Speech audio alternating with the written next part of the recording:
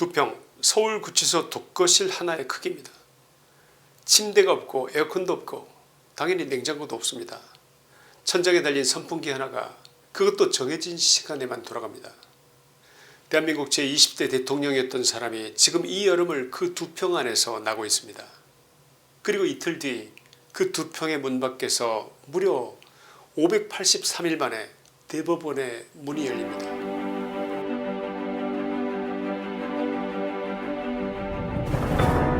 먼저 말씀드릴 것이 있습니다. 윤 대통령은 지금 많이 아픕니다. 당뇨, 눈질환, 지병입니다. 변호인단은 구속 이후에 약을 제때 구하기조차 힘들었다고 밝혔습니다. 윤 대통령은 주 몇 회씩 법원을 왔다 갔다 하는 것은 체력상 힘들다고 호소했습니다. 그런데 특검이 법정에 내놓은 자료는 단 한 줄 몸에 이상이 없다 였습니다. 이상이 없다뇨. 2평의 독방에서 침대도 없이 눈질환에 당뇨약을 걱정해야 하는 사람에게 이게 할 말입니까? 당신들은 입만 열면 인권을 부르짖던 자들 아니었습니까? 윤 대통령은 이렇게 말했습니다. 숨 못 쉴 정도의 위급한 상태는 아니지만 출석하는 자체가 보통 일이 아니다. 윤 대통령이 직접 하신 말씀입니다. 바로 이 말 한마디에 지금 이재명 좌파 정권이 그를 어떻게 다루고 있는지가 다 담겨 있습니다. 변호인단도 사정은 다르지 않습니다. 탄핵심판 때 16명, 법무법인 6곳이 함께했던 변호인단은 형사재판이 길어지면서 하나둘 떠났습니다. 지금 남은 몇 사람이 8개의 재판을 동시에 감당하고 있습니다. 게다가 구치소는 변호인 접견마저 동시간대 3회로 제한해버렸습니다. 방어하기 위한 시간 자체도 주지 않겠다는 것입니다. 이게 기본권 침해가 아니면 무엇이겠습니까? 이것이 지금 좌파 정부 이재명이 전직 대통령을 그리고 그를 변호하겠다는 사람들을 대하는 방식입니다. 그런데 여러분, 바로 이 윤석열 대통령은 583일 전 그날 밤에, 여러분도 기억하시는 그날 밤에 이렇게 말했습니다. 거대 야당은 국가의 핵심 기능을 마비시키고 있습니다. 이 말이 무슨 뜻이겠습니까? 2024년 11월 29일 민주당은 예산결산특별위원회에서 4조 1천억 원을 단독으로 삭감했습니다. 사실상 국가의 운영을 마비시키는 조치가 아닐 수 없습니다. 대통령실과 국가안보실의 특수활동비 82억 원, 검찰의 특정 업무 경비와 특활비 587억 원, 감사원의 특경비와 특활비 약 60억 원 규모 전부 영원이 됐습니다.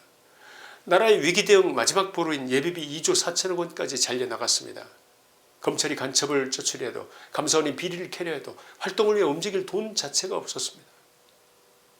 이 같은 기능 마비는 결국 반국가적인 행위라는 말을 들어도 할 말이 없을 겁니다.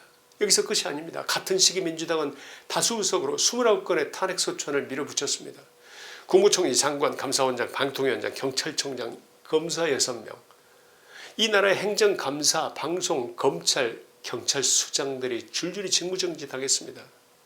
돈줄을 끊고 기관장을 식물기관장으로 만들고 이 두 가지가 동시에 벌어졌을 때 대한민국이라는 나라는 당시 실제로 멈춰서고 있었던 것입니다. 여러분이라면 이 절체절명의 순간 비겁하게 당하고 있어야 한다고 생각하십니까? 아무것도 하지 않는 대통령, 그런 대통령을 원하셨습니까? 여기에 하나 더 있었습니다. 선거관리위원회에 대한 국민의 오랜 불신입니다. 사전선거에 대한 불신입니다. 그리고 그 불신은 윤 대통령의 비상계엄 2년 후인 올해 여러분이 다 보셨지만 다시 돌아오지 않았습니까? 지난 6월 3일 지방선거 전국 91개 투표소에서 투표용지가 부족해서 유권자들이 투표를 하지 못하고 돌아가 있습니다. 노태학 선관위원장이 결국 사퇴했고 지금 국정감사가 열리고 있습니다. 지금 이 순간에도 잠실 개표소와 올림픽공원에는 재선거와 부정선거를 외치는 국민들이 주말마다 그 숫자가 더해지고 있습니다. 예산이 끊기고 사람이 끊기고 표조차 믿을 수 없었던 그 순간 헌법 제77조가 윤 대통령에게 준 마지막 권한이 발동됐습니다.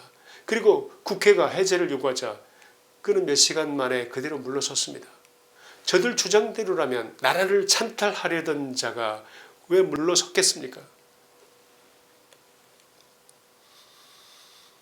이제 이틀 뒤에 이야기를 해야 합니다. 7월 9일 오후 2시 대법원 3부 주심 이수견 대법관. 윤 대통령이 개업을 선포한 지 583일 만에 처음으로 열리는 대법원이라는 문입니다. 이번에 선고될 혐의는 다음 두 가지입니다. 첫째, 공수처 체포영장 집행을 막았다는 특수공무집행 방해 혐의입니다. 둘째, 국무위원 전원을 부르지 않고 일부만 불러 국무회의 형식만 갖췄다는 직권남용 혐의입니다. 고등법원은 이 두 가지에 대해서 징역 7년을 선고했고 바로 하루 뒤 7월 9일 대법원이 마지막 선고를 하는 날이 바로 그날인 것입니다. 첫 번째 체포방해 혐의에 대해서 말씀드립니다. 공수처법에는 공수처가 수사할 수 있는 범죄 목록 어디에도 내란죄가 없습니다. 공수처가 근거로 둔 것은 수사 중 인지한 관련 범죄라는 정 하나뿐인데 법조계에서조차 지나친 확장 해석이라는 지적이 나왔습니다. 게다가 공수처는 관할인 서울중앙법원이 아니라 서부지법에 영장을 청구했습니다. 좌파카르텔 될 판사를 찾기 위해서 판사 쇼핑을 한 것이라는 논란이 나온 이유입니다. 따라서 권한 자체가 불분명한 공수처의 영장 집행을 대통령 경호실 인력이 몸으로 막아선 것을 내란이라 부르는 것, 그것이 말이 됩니까? 두 번째는 국무위원 심의권 침해 혐의입니다. 윤 대통령 측은 재판에서 밝혔습니다. 계엄 계획이 새 나가면 국민의 불안과 치안 수요가 폭증할 것을 우려해 병력 투입을 최소화하기 위해 국무위원 전원을 부르지 못했다는 것입니다. 국정을 마비시키려는 의도가 아니라 혼란을 줄이려는 판단이었습니다. 보안이 필요한 국가 비상 상황에서 소집 인원을 줄인 것을 국무위원들의 심의권 자체를 박탈하려 했다고 누명을 씌워서 처벌하겠다는 특검의 주장이 여러분은 온당하다고 생각하시는지 묻고 싶습니다. 잘 생각해 보십시오. 영장을 왜 막았느냐, 국무위원을 왜 다 부르지 않았느냐, 이 두 가지는 그날 밤의 본질이 아닙니다.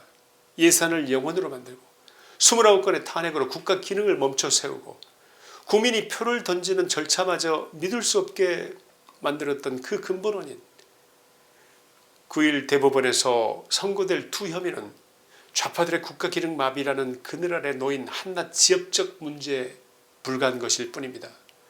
잔가지 하나를 흔들었다고 나무 전체를 베겠다는 게 저들의 주장인 것입니다. 여러분 이게 맞다고 생각하십니까?